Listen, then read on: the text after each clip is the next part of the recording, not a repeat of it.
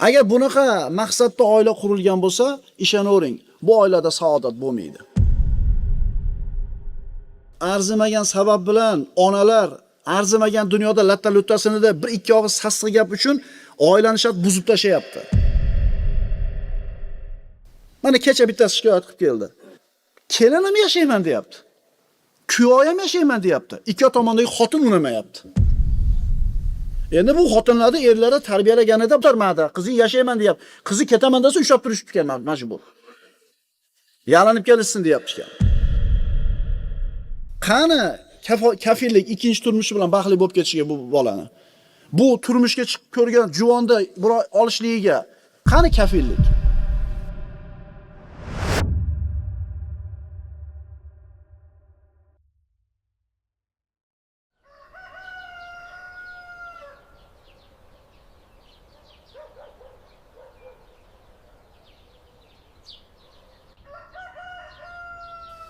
Musulmon erkak kishi qiyomat kunida o'zini qilgan amallari uchun javobgar bo'ladi, farzandlarni qilgan ishlari uchun javobgar bo'ladi. Chunki Alloh taolo Qur'onda ey iymon keltirganlar, o'zingizlarni va ahllaringlarni jahannam o'tidan saqlanglar degan.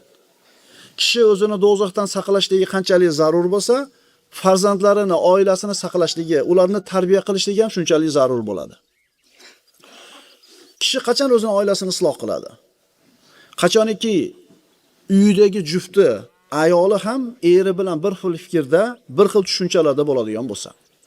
Agar eri xotinning fikri bir, tushunchalari bir, maqsadlari bir bo'lsa, bu oila saodatli bo'ladi. Ayol o'zi farzandlarni ayollar tarbiyalaymiz. Xohlaysizlarmi, xohlamaysizlarmi? Eriga rafiqa bo'lgan ayol. Rafiqa deganda nimani tushunamiz? Erini itoatida, erini shokalasida, namozxon, ro'zador, Robbisini yaxshi ko'radi, Allohning hukmida qoyim, uy ishlarini rioya qiladi, farzandlarning tarbiyasi bilan mashg'ul bo'lgan ayol. Bunday ayol faqat xotin emas, birodarlar. Erkak kishining haqiqiy hayotdagi sherigi bo'ladi. Bu eri fikri hayoli bir vodiyda, xotininiki boshqa bir vodiyda bo'ladigan bo'lsa, bu xonadonda qanaqa turmush bo'lishigini bir tasavvur qilib ko'rsa bo'ladi. Ko'chada yurib, o'zini o'tdan cho'q qo'rib, tof kelgan narsasini bir kunda shunday sarflab qo'yib, nima qilay endi? Qilish kerak ekanda. Hamma qilyapti. Nima boshqalardan qolamizmi deydigan xotin emas. Erini holiga yetadigan ayol. Agar ayol kishi birodarlar yuksalsa iymonida, eri bilan dunyo qarashi, iymoni, fikri, idroki tenglashadigan bo'lsa, maqsadi bir bo'ladigan bo'lsa, bu oila albatta saodatli oila bo'ladi. Hozirgi kunda birodarlar, hozirgi dunyoda til bilan aytganda, xotin faqat uydagi xizmatkor emas.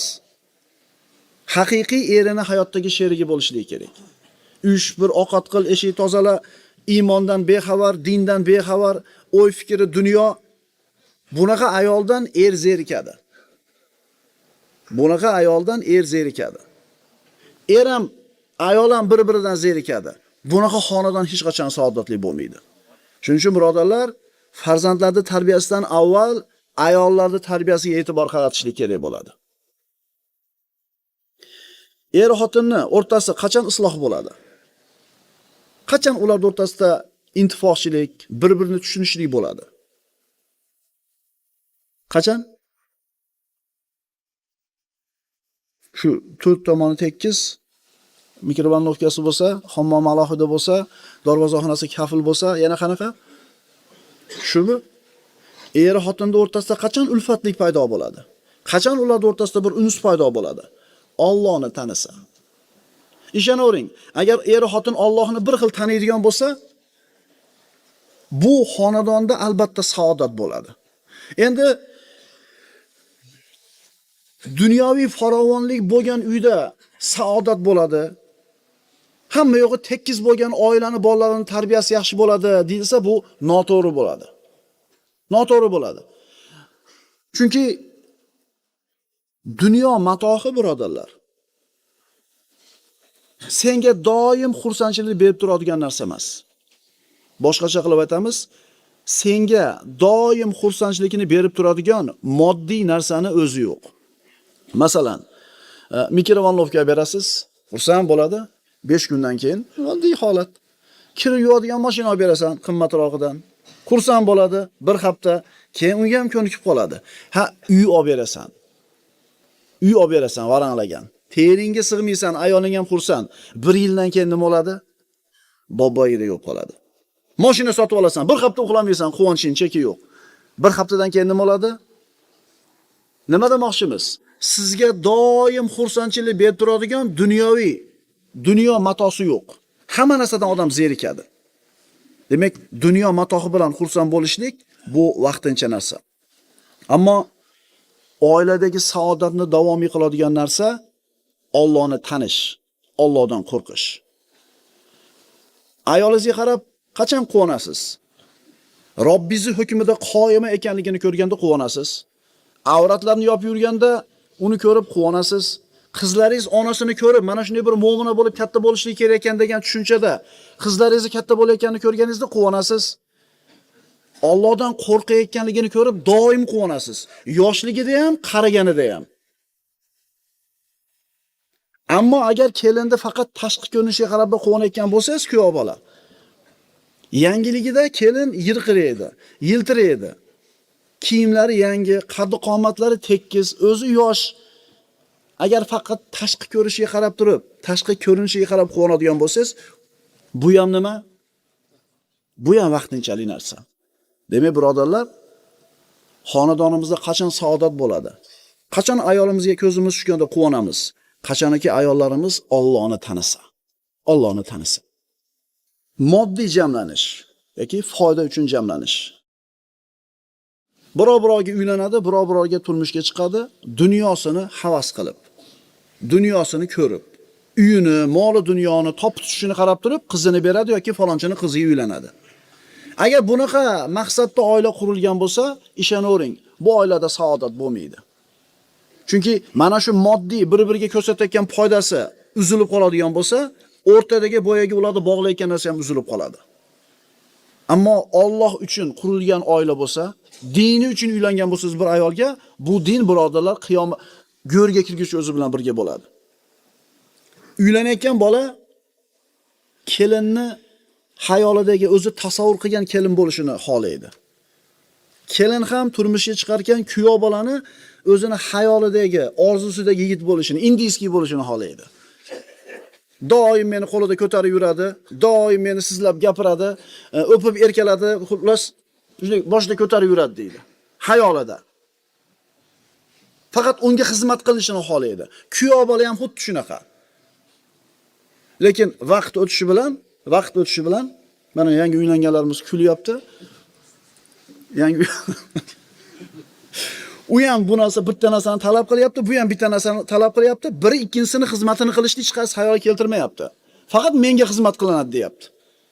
Ine qarabsizki, 1 yil yarim yil o'tgandan keyin to'qnash bo'ladi. Ine kelishmovchiliklar paydo bo'ladi. Erkak kishi, birodarlar. Qaranglar-da, hali farzandlar haqida gapirmayapmiz. Agar tarbiya qilishlikda ayolingiz sizga sherik bo'lmasa, bolalarni islomiy tarbiya bilan tarbiyalashi kerakligi ayolingiz ham sizga yordamchi bo'lmaydigan bo'lsa, ishonavering, qo'lingizdan hech narsa kelmaydi. Ayolingiz yordamchi bo'lsin birinchi sizga. Erkak kishi ayoli bilan qachon saodatli bo'ladi? Nima qilsa saodatli bo'ladi? Ayoliga Robbisini tanitsa. Ayoli Robbisini tanisin, shundan keyin bu ayol o'zini erini baxtli qila oladi. Shundan keyin bu ayol erini qanaqa haqlari borligini biladi. Shundan keyin ayol Allohni tanigandan keyin erimni xizmatini qilsam, bu ibodat ekan. Erimni rozi qilsam, Allohning roziligiga yaqinlashaman ekan deydi, shunda erini xizmatida qoyim bo'ladi. Erkak kishi ham ayolini Allohni taniganidan keyin yelkasidagi omonat ekanligini tushunsa, unga qilgan muomalasiga qiyomatda javob berishligini o'ylasa, ayolini xizmatida bo'ladi. Er Allohdan qo'rqib ayolning xizmatida, ayol Allohdan qo'rqib erning xizmatida. Faqat shunda xonadon saodatli bo'ladi. Nima demadinglar? Islomiy jamiyatda birodarlar, odamlarda erkak bilan ayolning o'rtasidagi aloqani iymon bog'laydi. Allohdan qo'rqish asosi ustiga quriladi. Endi dunyoparast odamlarda moddani ustiga quriladi. Masalan, brashni kontrakt deb qo'yadi, mana bilasizlar, g'arbda eshitgansizlar. Turmushga chiqadi, kontrakt tuzadi. Mabodo ajrashsak, menga moncha, senga moncha. O'shuning uchun iloji boricha boyroq odamga turmushga chiqishga harakat qiladi bu g'arbli ayollar, qari bo'lsa ham, xunuk bo'lsa ham, lekin nimasi bo'lsin? Qarang, u turmushga chiqqandagi niyati buzuq o'zi. Unga turmushga chiqadi, 1 yil, 2 yil yashaydi-da, ozgina sabab bo'lib qolsa ajrashadi. Chunki maqsad nima edi bulardan? Maqsad undan yulib olishlik edi. Ammo musulmon ayol musulmon erkakka tegar ekan, musulmon erkak musulmon ayolga uylanar ekan, Allohning roziligini o'ylab turib turmush quradi. O'shuning uchun ukalar, ajrashishlik nihoyatda ko'p. Ajratib olishlik ham nihoyatda ko'p. Arzimagan sabab bilan onalar arzimagan dunyoda latta-luttasini-da bir ikki og'iz sassiq gap uchun oilani shart buzib tashayapti. Mana kecha bittasi shikoyat qilib keldi. Kelinim yashayman deyapti. Kuyoyam yashayman deyapti. Ikki tomondagi xotin unamayapti. Endi bu xotinlarni erlari tarbiyalaganida o'tirmadi. Qizi yashayman deyapti. Qizi ketaman desa ushlab turishib ekan majbur. Yalanib kelishsin deyapti ekan. Bu nima? Qanaqa tushuncha? Qani kafillik ikkinchi turmushi bilan baxtli bo'lib ketishiga bu bolani. Bu turmushga chiqib ko'rgan juvonda biror olishligiga qani kafillik? O'shuning uchun birodarlar, farzand tarbiyasidagi birinchi qiladigan ishimiz ayollarda tarbiyasi. Ayollarda tarbiyasi. Erkak kishini hayotida qiladigan eng yaxshi amali bilasizlarmi nima? Pul topib, chek olib, o'g'illariga imorat solib, uylab joylab, to'r yog'ini taqilib ketishi. Bu bizning tushuncha shunaqa. Va mana shu narsani yo'lida umr sarf bo'lib ketyapti. Ikkita bo'li bordi, uylab bittasini yashirib chiqardi. Bo'ldi, endi bemalol ibodat yo'q. Yana pul topish kerak. Shehlar nima bo'lib ketyapti? O'g'lim ikkita o'g'li bor. Kichigida 3 ta bor. Birodarlar, musulmon odam rizq Allohdan deb iymon keltirgan bo'ladi. Siz o'lib ketsangiz hamchi, bolangiz o'sha rizqini, chekini topib tirishlikni qilib ketaveradi. Erkak kishini hayotida qiladigan eng yaxshi amali bu farzandlariga odob berishi. Agar islom bilan tarbiya qilingan yigit, islom bilan tarbiya qilingan ayol bo'lsa, otasi ta'lim bergan bo'lsa, ayoli kasal bo'lib qolsa, bunaqa tarbiya ko'rgan yigit ayolini tashlab boshqa ayolga uylanmaydi. 10 yil, 20 yil xizmatingizni qildi, bir kasal bo'lib qoldi, xizmatingiz yaramay qoldi. Ablah bo'lish kerak. Shat uni qo'yib yuborib turib boshqasini olib ketishlikka. Nima demadinglar? Yoki ayol 20 yil, 30 yil eri bilan yashadi, eri bemor bo'lib qoldi, kasal bo'lib qoldi, yoki pul topishga yaramay qoldi, kambag'al bo'lib qoldi. Tasavvur qila olasizlarmi? Shat erini tashlab ketib qolishligini. Musulmonlarda tushunchasida bu narsa umuman aqlga sig'maydi. Chunki Allohdan qo'rqadi musulmon odam. Xulosa, er ayolining xizmatini qilish va mana shunga sabr qilish bilan Allohga yaqinlashadi. Ayol ham erining xizmatini qilish va unga sabr qilish bilan Allohga yaqinlashadi. Agar shu qoida ishlasa oilada, bu oila albatta saodatli bo'ladi. Nima uchun aytdi bu gapni? Payg'ambarimiz aytdilar: "Allimu auladakum va ahlikumul khayr va addibuhum." Farzandlaringiz va oilalaringizga yaxshilikni o'rgating va ularga odob bering. Payg'ambarimiz sollallohu alayhi vasallam aytadilar, Imom Tabaroniy rivoyatlarida: "Addibu auladakum ala thalathi hisolin." Farzandlaringizga 3 ta xislatni o'rgatinglar. Hubbi nabiyikum va hubbi ali baytihi va tilovatil Qur'on. Nabiyingizni yaxshi ko'rishga, uni oilasini yaxshi ko'rishga va Qur'on tilovatiga. Bolalaringizga 3 ta narsani o'rgatinglar. Payg'ambarini yaxshi ko'rsin, payg'ambarning oilasini yaxshi ko'rsin va Qur'on tilovatini o'rgatinglar. Endi faraz qiling, shat bordingizlar bugun, bolam, payg'ambarimizni yaxshi ko'r bugundan boshlab. Payg'ambarimiz oilasini bugun yaxshi ko'rmasang bo'lmaydi. Ke, yaxshi ko'r. Desiz, bu kulgili holat bo'ladi. Ha siz payg'ambarimiz sollallohu alayhi vasallamni tanitmagan bo'lsangiz, oilasini tanitmagan bo'lsangiz, qayoqdan yaxshi ko'rsin? Odam nimani yaxshi ko'radi? o'zi tanigan bilganda yaxshi ko'radi. Shuning uchun unaqa payg'ambarning oilasini yaxshi ko'r deb shab dabdurustdan buyurishdi o'rniga payg'ambarimizning hayotini aytib bering. Xulq atvori, rahmat haqida hikoya qilib bering. Payg'ambarimiz yosh bolalar bilan qanaqa bir holatda muomala qilganligini aytib bering. Masalan, payg'ambarimiz sollallohu alayhi vasallam bir majlisda o'tirganida o'ng tomonida Abdulloh ibn Abbos yosh bola bo'ladi. Chop tomonida Abu Bakr Siddiq o'tiradi. Payg'ambarimizga bir ichimlik olib kelishadi. Rasululloh ichadilarda sunnatga muvofiq o'ng tomonga uzatish kerak. Shu kichkina bola Ibn Abbos o'tiribdi. Haligi Ibn Abbosga qarab, "Ey bola, o'zi shuni haqqi o'ng tomonga berish kerak. Mana uni ichimlikni bu kishiga shayxga bersam bo'lami, chop tomonga?" deydi. Ibn Abbos aytadi, "Sizdan keyin ichishlik sharafini birovga bermayman. Bering bu yoqqa" deydi, olib ichadi. Ya'ni mana shu qilayotgan ishi bilan payg'ambarimiz bu kichkina bolaga hurmat ko'rsatyapti. Shunga o'xshagan payg'ambarimiz yosh bolalar bilan qilgan muomalalardan bir misollar aytib bering. Payg'ambarimiz haqida tushunchasi paydo bo'lsin bolangizda, keyin yaxshi ko'radi payg'ambarimizni. Ota bolasini yoshi har qancha kichkina bo'lmasin, tarbiyasiga e'tibor berish kerak. Chunki qaranglarda, masalan, tug'ilgan bolamizga payg'ambarimiz birinchi qiladigan ishimiz nima deb aytgan?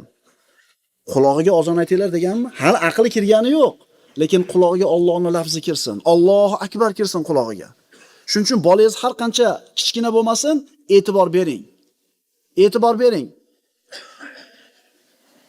Masalan, bir ota nima ish qilgan ekan? Bu tajribalar bor. O'sha ertamanda maktabga ketayotganda, ko'chaga chiqib ketayotganda so'raydigan pulini bir korobka qilib solib qo'ygan ekan ichiga. Yoniga daftar bilan qalam qo'yib qo'ygan. Bolam, olavering. Qancha kerak bo'lsa, yozib qo'ying faqat. Bugun 10 so'm olib yozib qo'yadi. Ertasiga 20 so'm olib ko'radi qancha olayotganini. Bir oy o'tganda hisoblasa falon pul olibdi. O'ylanibroq oladi. O'ylanibroq oladi. Mana bitta uslubi. Qiyinmi? Ha, domla bizni bolalar agar qo'yib qo'yadigan bo'lsangiz nima qiladi? Demak, sizni bolangiz shunaqa ekan, nima qilaylik? Shuning uchun bolamiz har qancha kichkina bo'lmasin, birodarlar, so'ziga quloq tutish kerak. Xuddi katta odam bilan muomala qilgandek muomala qilishga. Mana payg'ambarimizni ko'rdinglar nima dedi? Abu Bakrdek odam o'tirsa, so'rayapti, beraveraymi? Shuning uchun farzandini o'qishi bilan qiziqish kerak. Nimalarni g'amida yuribdi, kimlar bilan do'st bo'lyapti? Bolamiz bilan o'zimiz o'rtamizda parda qilib olmaylik. Eskilar ko'p aytar shu gapni. Xudo bergan odamni bolasi 15 ga kirganda bosh bo'ladi oilaga. Xudo urgandiki 30 da yosh bo'ladi. Bolalarimizga e'tibor qilishimiz kerak. Payg'ambarimizni tanishimiz kerak, oilasini tanishimiz kerak. Buni o'rniga nima bo'lyapti uyimizda? Uyimizda kim tarbiya beryapti bolalarimizga? Kim o'rgatyapti kimga o'xshash kerak, kimga ergashishlik kerak, kimni o'ziga ibrat, kumir qilishlik kerak? Kim o'rgatyapti uni? Televizor. Aktyorlar, sportchilar, qo'shiqchilar, ular nimani yaxshi ko'radi, kimlar bilan do'st bo'lgan, qaysi kiyimni yaxshi ko'radi, qaysi ovqatni xush ko'radi, qaysi seriallarni ko'radi, hayotlik chog'ida qancha pul topgan, qaysi mamlakatga borganda qanaqa bir qiziqarli voqea bo'lgan, qaysi kinoda, qaysi futbol komandasida o'ynaganda nech pul topgan, bularni yaxshi bilishadi. Birodarlar, farzandingizni tarbiya oladigan joyi televizor bo'lsa, qayoqdan sizni ko'zingizni quvonch olsin. Erkak kishi uchun hayotida uchraydigan eng katta mehnat qaysi? Pul topish, yer olish, uy solish, bolasini uylab joylab qo'yishmi? Erkak kishi uchun hayotida uchraydigan eng katta mehnat bola tarbiyasi. Ishonavering. Bundan og'ir ish yo'q. Bundan og'ir ish yo'q. Bir kishi o'zini do'stiga shikoyat qiladi. Nimadan? Bolasini noqobilligidan. Nimaga shunaqa bo'ldi bilasanmi? Sen ekibla tashab qo'ygan eding. U daraxtni putamagan eding. Vaqtida dorisini bermagan eding. Vaqtida suv qo'y, vaqtida bir parvarish qilmagan eding. Xohlaganda o'sib qoldi bu daraxt. Kimda ayb? Bu yaqinda uylangan birodarlarimizga yoki farzandlari mayda bo'lgan birodarlarimizga bir juda ham muhim narsaki, farzand har qancha yosh bo'lmasin, uni ta'limi bilan shug'ullanishlik kerak. Payg'ambarimiz sollallohu alayhi vasallam aytdilar: farzandlaringizga 3 ta xislatni o'rgatinglar. Payg'ambaringizni yaxshi ko'rishni o'rgatinglar. Payg'ambarning oilasini yaxshi ko'rishni o'rgatinglar va nimani? Qur'on tilovatini. Yoshroq odamlar bilan o'tirib qolsangiz yoki quloq solsangiz so'ziga gapi faqat futbol haqida. Ya rahmat, yana ham artistlar haqida gapirmayapti bizkilar. To'lki futbol. Sen o'zingga bir ibrat kumir deyotgan sportchi yahudiymidi, nasroniymidi farqi bo'lmayapti odamlarga. Yana bachavozmidi, yo otasiga oq bo'lgan bir marazmidi farqi yo'q. Muhimi chiroyli futbol o'ynasa, chiroyli qilib uni reklama qilingan bo'lsa bo'ldi. Akalar, bu musibat bu. Musibat bu. Bu yosh yigitlarga eng zo'r narsa nima edi? Tarbiyasi uchun. Sahobalarning hayotini o'rganish edi. Bu sport, bu futbol akalar, sportda hamma turi ham sog'lom, salomat, baquvvat bo'lishlikning bir vositasi xolos, lekin maqsad emas hayotda ega. Maqsad emas. Kelinglar birodarlar, bugundan boshlab ibratni o'zimiz beraylik. Bugun oila kechki ovqatda mabodo o'tirib birga yesa, hammasi yig'ilganda. Mabodo yig'ilib qolsak dasturxonning ustida ona zamondan o'chirib qo'yaylik-da, ovqat yeb bo'lib turib, bugun bitta sahobaning hayotini gaplashaylik. Zayd ibn Horisaning hayotini masalan. Yoki Umar ibn Xattob roziyallohu anhu hayotidan bir 3-4 ta bir lavhani ko'rib chiqaylik. Bugun siz o'qib bering kitobni. Ertasi kuni onasi o'qib beringiz. Keyin o'g'li, keyin qizi. Ey domla, nima deyapsiz? Kim qiladi buni? Bo'ladigan gapni gapiring. To'ppa-to'g'ri. Bu bo'ladigan ish emas bu. Bo'ladigan ish emas bu. Endi mana shu ish bo'lmaydigan bo'lib qolgandan keyin balobami bolamdan shikoyat qilib. Hozirgi yoshlarda psixikasida meni tinch qo'yinglar degan narsa bor. Qaytaraman. Hozirgi zamonda suvini, havosini olib o'sayotgan yoshlarda meni tinch qo'yinglar degan tushuncha bor. Nima demadinglar? Qo'ylar, chunki mana bu hozirgi berilgan ta'lim xuddi shu suvni beryapti. O'zi uchun yashaydi faqat. O'zi uchun. Qayerdan olyapti bu narsani? Musulmon odam o'zini uyini jannatdan bir parcha qila oladi uyini.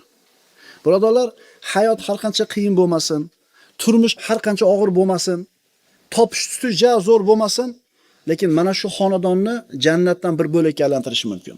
Nima bilan? Allohning hukmini qoyim qilishlik bilan. Oddiy ovqat, faqirona jihoz, faqirona uy.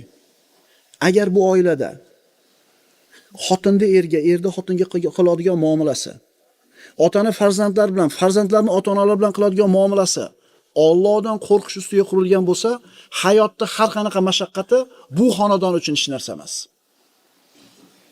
Ammo millionlagan pulga olingan uyning ichidagi jihozlari falon pul bo'lgan uy, agar Allohni tanishlik asosiga qurilmasa bo'lgan aloqalari, bu uy jahannamdan bir parcha bo'ladi.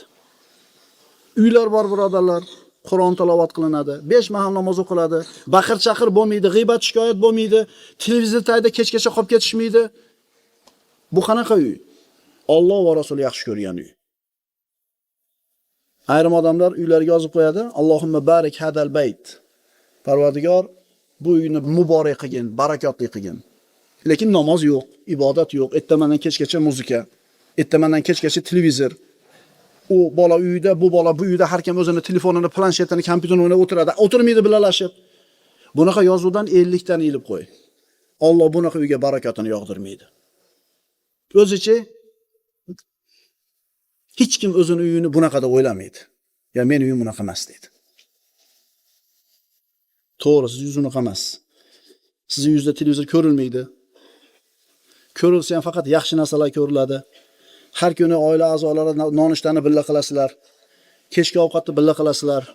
G'iybat shikoyat yo'q. Ona o'zalmonda o'chiq bo'ladi. Dadingiz har kuni kitob o'qib beradi. Har kuni bitta duoni birgalashib, takrorlab o'rganasizlar. Ha, sizlarning uylar unaqa emas. Sizlarning uylar zo'r. Shunaqami? Astagfiru billah. Qad aflahal mu'minun alladhina hum fi salatihim khashi'un valladhina hum 'anil lagwi mu'ridun. Dar haqiqat mu'minlar najot topdilar. Ular namozlarida bo'yin eguvchi kishilardir. Ular behuda foydasiz so'z va amallardan yuz o'girguvchi kishilardir. Birodarlar, uyimiz siz bilan biz uchun bir muqaddas joy bo'lishi kerak. Bu uyimizda gunoh ma'siyatni qilinishiga yo'l qo'ymasligimiz kerak. Ovqatlanib o'tiribmiz, Allohning zikri bo'lsin. Uxlayapmiz, yotishda Allohning zikri bo'lsin. Kiyinyapmiz, Allohning zikri bo'lsin. Gunoh ma'siyat bo'lmasligi kerak. Chunki qiyomatda javob beradi bu narsaga. Dunyoda bo'layotgan, musulmonlarning boshiga yog'ilayotgan musibatlarni birortasini daf qilish qo'limizdan kelyaptimi? Dunyoda bo'layotgan musibatlarda musulmonlarning boshiga kelayotgan birortasini to'xtatishlik qo'limizdan keladimi? Bizning qo'limizda hech narsa yo'q. Faqatgina oilalarimiz bor. Agar oilamizni isloh qilsak, farzandlarimizni payg'ambarimiz aytganda tarbiya qiladigan bo'lsak, demak mana shu musulmonlarning boshiga kelayotgan balolarni daf qilishlikka qilgan eng katta ishimiz shu bo'ladi. Endi birochi bolani tarbiya qilmadi, buyurmaydi-da. Har qanday jamiyatga rostgo'y, omonatdor, birodar haqqini yemaydigan farzand har qanday jamiyatga kerak. Halol, vijdonan ishlaydi. Kim o'ldi, o'shdi bo'lib ketishni xohlamasa, bolalarini tarbiya qilsin. Kim o'ldi, o'shdi bo'lib ketishni xohlamasa, farzandlarini tarbiya qilsin. Bir odam farzandi ulg'ayganida Allohning yaxshi quli ekanligini ko'rsa, haromdan uzoq bo'layotganligini, Allohning buyruqlarini bajarayotganligini ko'rgan bo'lsa, shuni ko'rsa, shu farzand milliard so'mdan ham afzal bo'ladi bu ota uchun. Chunki siz o'lib ketgandan keyin qoldirgan dunyoyingizga javob berasiz. Ammo mana shunday farzand qoldirib ketadigan bo'lsangiz, orqangizdan ajr bo'ladi. Qaytarib aytamiz, farzandini toatda, ibodatda, istiqomatda, taqvoda ko'rib o'tishligi kishini. Demak, bu odam tirik bo'ladi. Chunki farzand otasining davomchisi bo'ladi. Zamonimizda katta bir jomiyani imom vafot etdi. Oradan bir qancha vaqt o'tib, uni o'rniga o'g'li imom xatib bo'ldi. Otasi qilgan ishni davom etkizdi. Demak, bu ota o'lgani yo'q. Bu otaning ishi davom etyapti. Agar mana shu farzandini yana bitta farzandi ilmli bo'lib minbarga chiqib odamlarga Allohning dinini tanitsa, demak yana davom etdi bu odam hayoti. Xulosa, kim o'ldi, o'shdi bo'lib ketishni xohlamasa, farzandlarini islomiy tarbiya bilan tarbiyalasin. Payg'ambarimiz sollallohu alayhi vasallam aytadilar: "Iza mata ibnu Adam inqata amaluhu illa min thalath." Agar odam bolasi vafot etsa, uni 3 ta amalidan boshqa hamma amallari to'xtaydi. Faqat 3 ta ishi unga savob berib turadi. Sadaqatun joriya. Odamlarga foyda keltirib turgan bir nafaqoti, sadaqati. Ko'prikmidi, asfaltmidi, musulmonlar foydalanib turadigan sadaqa joriya qoldirgan bo'lsa. Va ilmun yuntafa'u bihi. Odamlar foydalanib turgan ilm qoldirib ketgan bo'lsa, mana shundan ham o'lganingizdan keyin savob borib turadi. Va valadin solihin yad'ula. Uchinchisi, uni haqqiga duo qilib turadigan solih farzand. Endi ilm hammamizda ham bor emas. To'g'rimi? Hammamizga ham Alloh bermadi ilmni yoki o'zimiz o'qimadik. Hammamizning qo'limizda pul ham yo'q, sadaqa joriya qoldiraylik desak. Lekin nima bor qo'limizda? Farzand bormi? O'ldi, o'shdi bo'lishni xohlamasangiz, bolangizga Allohni taniting, islomiy tarbiyani bering.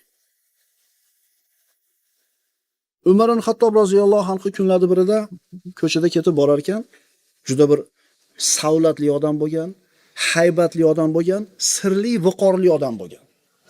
U odamning haybatidan hatto katta kibor sahobalar ham haybatlanishar edi. Umar ibn Xattob kelsa shu ko'cha-ko'chalarga burilib ketib qolardi, peshonasida turmaylik deb, siri bosganidan. Kunlarda birida Umar ibn Xattob ko'chada ketayotsa, bir to'p yosh bolalar o'ynayotdi. Xalifani ko'rib tirqirab har tomonga qochib ketishdi. Faqat bitta bola qochmasdan turdi. Xalifa bu bolaning jur'atidan, jasoratidan bir hayron qolib oldiga bordi-da, "Ey bola" dedi. "Nimaga sen qochmayapsan boshqalarda?" dedi. Hali yigit aytdi: "Ey Amirul Mu'minin, sizni zulmingizdan qo'rqish uchun men zolim emasman. Sizni jazoingizdan qo'rqish uchun bir gunoh qilganim yo'q. Yo'l keng" dedi. "Siz ham sig'asiz, biz ham sig'amiz, o'taverasiz" dedi. Qarang, katta kishilar haybatlanib Umar ibn Xattobning oldida tura olmayotgan paytda yuragini quvvati yetmay. Bu yosh bola turibdi. Kimni bolasisan desa, Zubayr ibn al-Avvom deydi. Abdulloh ibn Zubayr ibn al-Avvom roziyallohu anhu edi. Bu ham bola edi. Bu ham bola edi. Tarbiya ko'rgan bola edi. Mana shu tariximizda yosh bolalar bilan bo'lgan mavqiflardan bir ajib bir suratlar bor. Mana ayrimlarni o'qib beraman. Xalifa Abdulmalik ibn Marvon huzuriga bir jamoa kishi kirdi. 5 tamida 10 ta odam kirdi. Ularning orasida bir yosh bola ham bor edi. Xalifa bu yosh bolani kirganini ko'rib jahli chiqdi. Abdulmalik ibn Marvon eshikda oldida turadigan odam chaqirib aytdi: "Ey" dedi. "To'g'ri kelgan yosh bolani kirgizaverasanmi?" dedi. "Men oldimga" dedi. Shunda haligi yosh bola turib aytdiki: "Ey amir" dedi. "Men sizni huzuringizga kirishim bilan sizni sharafingizga, hurmatingizga so'z tegmaydi" dedi. "Ammo men uchun sharaf siz oldingizda turish" dedi. "Bizning yurtimizga mashaqqat keldi. Oziq-ovqat yo'q bo'ldi. Sizlarda ortiqcha mol bor ekan. Yosh bolani gapi xalifaga gapiryapti. Agar ular ana shu mollar biz uchun bo'lsa, nimaga bermayapsizlar? Qiylandik biz. Agar u sizlarning qo'linglardagi mol Allohning mulki bo'lsa, bandalarga beringlar. Agar u mol qo'linglardagi sizlarniki bo'lsa, bizga sadaqa qilinglar" dedi. Xalifa hali bolaning gapini eshitib, "Vallohi" dedi, "bu bola" dedi, "talabini bajarmaslikka biz uchun bironta ham uzr qoldirmadi" dedi. "Meni molim" desa javobni aytib qo'ydi. Allohning moli desa javobni aytib qo'ydi. Birodarlar, jur'atli bolani pul bilan o'lchab bo'lmaydi qadrini. Yurakli, jur'atli bolani o'lchab bo'lmaydi. Umar ibn Abdulaziz xalifa bo'ldi. Uni tabriklash uchun atrofdan elchilar kelishni boshladi. Hijozliklardan bir jamoa kirdi, ularning boshlig'i 10 dan o'tmagan yosh bola edi. Yoshi 10 dan oshmagan yosh bola mana shu hijozliklarning jamoasini boshlig'i bo'lib kirdi. Endi hamma xalifani xalifa bo'lganligi bilan tabrikladi. Endi navbat hijozliklar kelganda boyaga 10 yashar bo'lmagan bola turdi. Turib gapirmoqchi bo'ldi. "Sen o'tir" dedi xalifa. "Sendan yosh kattaroq tursin" dedi. Ya'ni shuncha hijozlikdan kelgan 10 ta 15 ta odamdan gapiradigan odam yo'qmi sendan boshqa? "O'tir sen" dedi. Yosh bola deb pisand qilmadi buni. Bu bola nima dedi? O'tirib oldimi? Yig'lavordimi? Nima dedi? Qarang, shu 10 ta odamga boshliq bo'lib keldimi? Demak, shunga loyiqda bu bola. Alloh amirni isloh qilsin. Kishini qadri ikkita kichkina narsasi bilan bo'ladi. Qalbi bilan, tili bilan dedi. Yoshi bilan, bo'yi bilan demayapti. Kishini qadri ikkita narsa bilan belgilanadi, ey amir, tili bilan, qalbi bilan. Agar Alloh bu odamga lafz qiluvchi, so'zlovchi tilni bergan bo'lsa, saqlovchi qalbni bergan bo'lsa, gapirishga haqqi bor uni ham dedi. Agar dedi, siz aytganda faqat yosh bilan bo'lganida ish dedi. Bu taxtga, xalifalikka sizdan ko'ra yosh kattaroq odamlar bor edi dedi. Qarang, bu kimga gapiryapti? Bu o'sha davrdagi eng qudratli bo'lgan podshohga gapiryapti. Agar siz aytganda faqat yosh bilan bo'lganda odamning qadri, bu taxtga sizdan ko'ra haqliroq yosh katta odamlar bor edi deyapti. Insonning qadri qalbi bilan, tili bilan deyapti. Qiymati.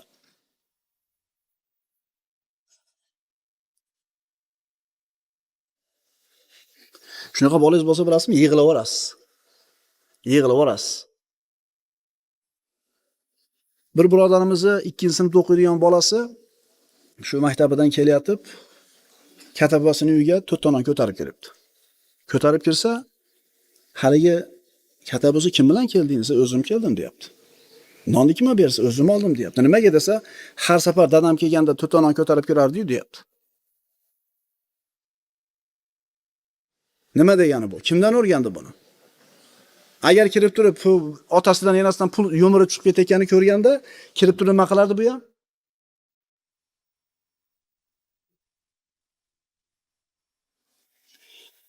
Nima demoqchimiz? Bolangizni jur'atini yoshligidan o'zi sindirib qo'yasiz. Bolangizni zehni past bo'lsa, qo'lingizni yuvib, qo'ltig'ingizga urmang, shoshilmang. Qo'lingizni yuvib, qo'ltig'ingizga urmang, shoshilmang, chunki birodarlar, hozir ayrim tarixda ko'zga ko'ringan odamlarning hayotidan o'qib beraman, yoqangizni ushaysiz. Bu bola gavhar. Turpoqning ichidagi toshning ichidagi gavhar, buni kavlab olishlik kerak. Undagi qobiliyatlarni ko'rish kerak, o'rganib chiqish kerak, buni rivojlantirishlik kerak. Zehni past bo'lsa, bo'ldi, bu odam bo'lmaydi demang. 1 yil sabr qiling, 2 yil sabr qiling, sizni bolangiz bu. Orqangizdan sizga duo yuboradigan, sizga savob jo'natadigan bola. Qo'lingizni etdi yuvolmang bolangizdan. Qarang, Isak Nyuton kim bo'lgan? Fizikani asoschilaridan bo'lgan. Shu Isak Nyuton birodarlar sinfidagi eng oxirgi qoloq o'quvchi bo'lgan ekan. Sinfdoshlardan bittasi qattiq urib qo'yganda, kuchi yetmay kaltayib, alam qilganidan aytgan ekan: "Men seni ilm bilan yengaman." degan ekan, shu iqtidor ochilib Isak Nyuton bo'lib ketgan. Albert Einstein zamonaviy fizikaning asoschisi. Einstein mana Nobel mukofotlarini olgan, 4 ga kirganda tili chiqqan ekan. 4 ga kirganda, 7 yoshga kirganda o'qishni o'rgangan. Tengqurlaridan keyinroq maktabga borgan. Yomon o'qigan. 15 yoshida umuman gimnaziyada o'qiy olmadi deb haydab yuborilgan. Nima deysizlar? Beethoven. Kim bu? Shu odam mana geniylardan deyiladi. Muzika dunyosining geniylardan deyiladi. Daholaridan endi bizning tilda. Yozishda orfografiya xatolarni mingta qilgan ekan. Ko'paytirish bilan bo'lishdi, umrini oxirigacha o'zlashtira olmagan ekan. Matematik talant bo'lmagan, ammo bu tomondagi talanti bo'lgan. Dunyo tan olgan Anton Pavlovich Chekhov. Kim bo'lgan bu? Chekhov yaxshi o'qimagan uchun sinfida 2 marta qolgan. Bitta sinfda 2 marta qolgan, yaxshi o'qimaganligi uchun. Akademik Korolyov. Kim bo'lgan bu? Sovet kosmonavtikasining asoschilaridan. Naq 3 bahoga o'qigan ekan. Qaranglar, akalar. Qaranglar, shunaqa bir odamlar chiqqan ekan dunyo maydonida, bir non taratgan, ko'zga ko'ringan odamlar. Agar bularni ham kimdir shunday bu odam bo'lmaydi bu deb turib, qo'lini yuvib, qo'ltig'ini yuvib qo'ysa, nima bo'lardi? Shuning uchun noumid bo'lmanglar, akalar, ukalar. Rizqini har qanaqasiga topib yeydi. Ilm yo'liga targ'ib qilinglar bolalarni. Ehtimol shunday bir karomat egalari chiqib qolar farzandlarimizdan. Haqiqiy baxtsiz odam kim? Haqiqiy baxtsiz odam ko'chadagi omadsizligini, ko'chadagi badbaxtligini uyiga ham ko'tarib olib keladigan odam. Safar qiladi odam, 5 kun, 10 kun uzoq bo'ladi, farzandlarini sog'inadi. O'g'lini sog'inadi, qizini sog'inadi. Alloh taolo siz bilan bizni mana shunday qilib yaratgan. Farzandlarimizni yaxshi ko'ramiz, sog'inamiz. Ammo kishi ko'chadagi ishi bilan ovora bo'lib oilasiga vaqt ochmaydi. Bir kunchi shart yig'ishtiring ishni o'lib ketsin. Shunday bir peshin bo'lmasdan uyga kelingda bolalarga o'tiringlar mashinaga, bir aylanib kelamiz deyinda. Bo'lganmi bir amatda shunaqa narsa? Shart do'konda yopdingiz, janini olsin, bir gap bo'lar. Shart mashinaga o'tirib, yuringlar bora, bir aylantirib kelaman sizlarni. Bugun kechgacha bir aylantirib keldingiz. Zo'r bo'lganmi? Kim xursand bo'lgan bundan, bilasizmi? Siz o'zingiz ko'proq xursand bo'lasiz. Chunki bolalar his qiladi, biz kerak ekanmiz otamizga. Otamiz bizni tarbiyamiz bilan yoki bizga e'tibori bor ekan deb turib, bolalarni bosh osmonga umrini oxirigacha esdan chiqarmaydi. Umridan oxirigacha esdan chiqarmaydi. Lekin unaqa yo'q. Mana shu 1000 ta odamdan bitta odam qo'l ko'tardi mana. Ish. To'rtta devorning ichida o'tiribdi. toza havoga chiqdi, yuguradi, o'ynaydi. Shu oddiy ish bilan bolangizni qalbidan juda bir yuqori joydan joy oldingiz. Va bu qilgan ishingiz dunyoviy ish hisoblanmaydi. Oxirat uchun bo'ladi. Oxirat uchun. Mana qilib ko'ringlar-da. Shat olib borib keling-da, o'zingiz qanaqa saodatda his qilganingizni ko'rasiz. Maza qilasiz. Payg'ambarimiz sollallohu alayhi vasallam siz bilan bizdan ko'ra birodarlar ishi tashvishi ko'p bo'lgan zot. Qarang, risolatni insoniyatga yetish kerak bo'lgan Allohning omonatdori, vahiyni egasi bo'lgan zot uyga kelardida, 4 oyoqlab turib berardi. Nabiralari Hasan va Husayn yelkasiga minib, payg'ambarimiz ot bo'lib, tuya bo'lib ularni ko'tarib yurardi. Endi qo'l ko'tarib qo'yinglar. Nevaralarni yoki bolalarga shunaqa berib turib yelkasida ko'tarib ot bo'lib berganlar. Mashalloh. Bunaqalar ko'proq ekan, alhamdulillah. Bu arzonroqda bu. Ish tashab kelishdan ko'ra yengil. Lekin shuni ham qilmagan ekan ko'pchilik. Bak. Baba o'ynaylik deydi. To'rga kirgan bolangiz. Bak deysiz, abar. Olib chiqmayman deysiz. Endi qayoqdan sizni yaxshi ko'rsin bu?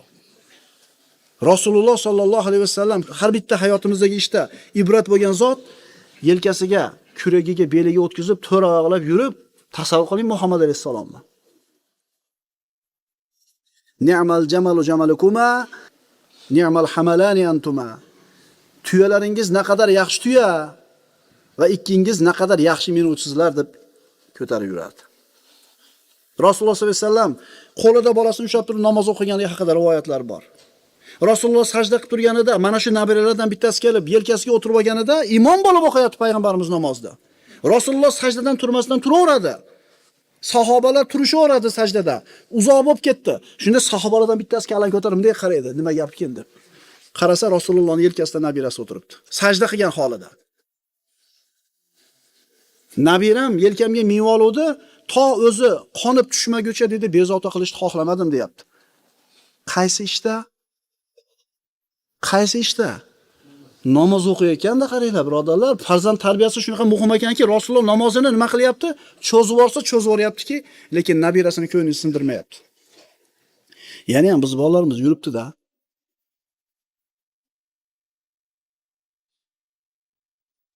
Meni bir birodarim bo'lardi, Alloh rahmat qilsin, o'tib ketdi. Otasi sizlab gapirardi shu bola.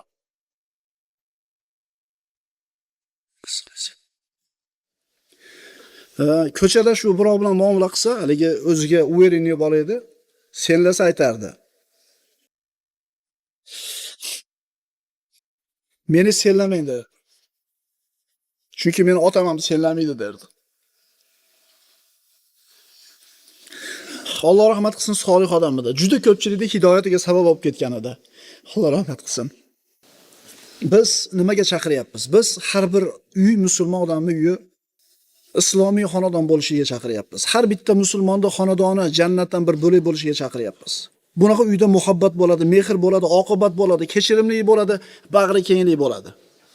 Agar musulmon odam uyini mana shunday holatga olib kelgan bo'lsa, ko'chadagi har qancha mashaqqat uyga kelgandachi esdan chiqadi.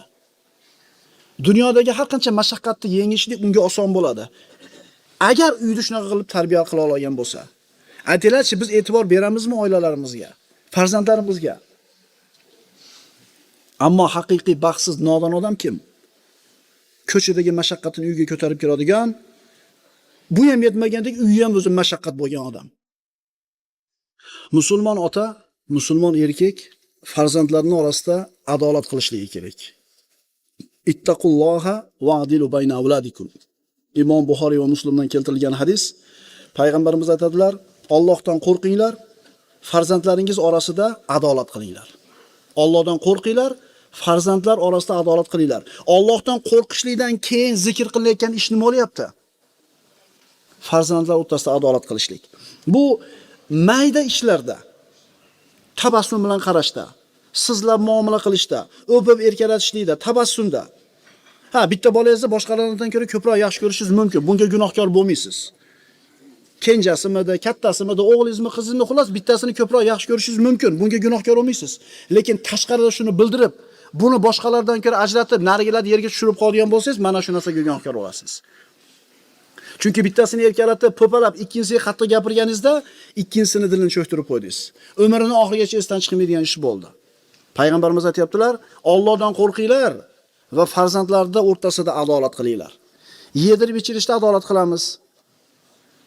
Kiydirishda adolat qilamiz, sarf-xarajatda adolat qilamiz, lekin bundan ham mayda ishlarda adolat qilishlik kerak bo'ladi.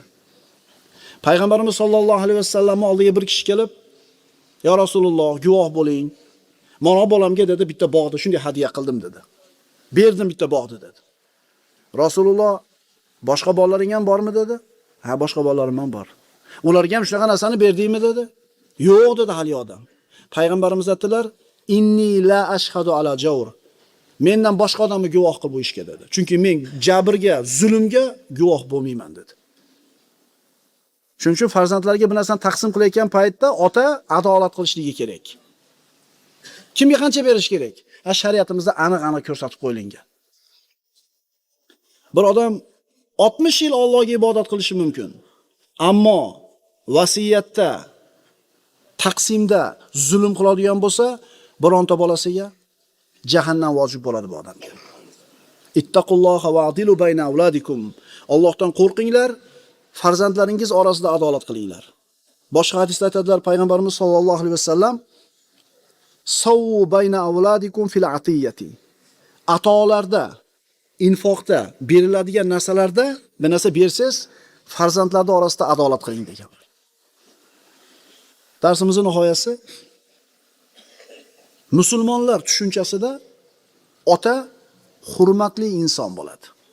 Musulmonlarning tushunchasida ota ulug' inson, hurmatli inson bo'ladi. Ammo hamma ota ham mahbub ota bo'lmaydi. Farzandlar tomonidan yaxshi ko'rilgan bo'lmaydi hamma ota. Shuning uchun bolalaringizdan sizni yaxshi ko'rishini talab qilishligingiz sizni qahramonligingiz emas. Balki bolalaringiz sizni yaxshi ko'radigan ishni qilishligingizda sizni qahramonligingiz. Xolasizmi, xolamaysizmi, musulmon otasini ulug' inson deb biladi, hurmat qiladi. Ammo hamma farzand ham otasini yaxshi ko'ravermaydi. Bu yomon ko'radi degani emas. Qalbini to'ridan joy olgan bo'lmaydi hamma ota ham. Ine katta bo'lganda agar parvarishini qilmasa, ine katta bo'lganda qaramay, havramay qo'ysa, xafa bo'lmasin. Xafa bo'lmasin. Payg'ambarimiz sollallohu alayhi vasallam aytganlar, Imom Tabaroniydan Abu Hurayra roziyallohu anhudan rivoyat qilingan, "Ainu auladakum alal bir." Ainu auladakum alal bir. Farzandlaringizga bir yaxshilikka yordam beringlar. Ya'ni yaxshi odam bo'lishiga yordam beringlar. Yaxshilik qilishiga yordam beringlar. Nima qilinglar degani bu? Tarbiya qilinglar degani. Rahimallohu validan aana waladahu ala birri.